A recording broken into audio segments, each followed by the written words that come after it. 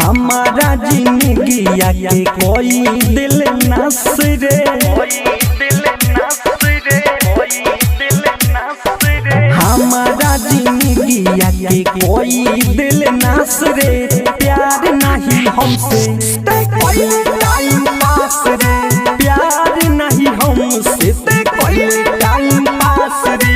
हमारा के छोड़ी भइले दूसरा के खास रे, हमारा के छोड़ी भइले दूसरा के खास रे। प्यार नहीं हमसे कोई टाइम पास रे, प्यार नहीं हमसे कोई टाइम पास रे, प्यार नहीं हमसे। डीजे विकास मुजफ्फरपुर, डीजे विकास मुजफ्फरपुर, डीजे विकास मुजफ्फरपुर। दिलवा के हमारा गोमती हले भारी, मुहावा से निकलता कटल कटल गाड़ी हो। अखिया से नींद दिल से चैना भागल, तोरा चक्कर में लागे होई पागल।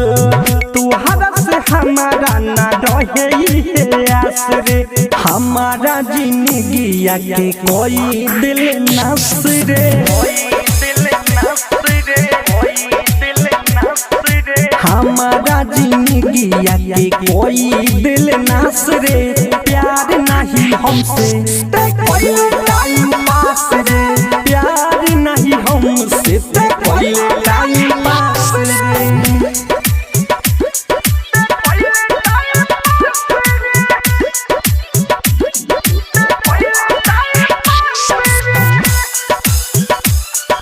म्यूजिक डायरेक्टर विकास राज गोपालपुर।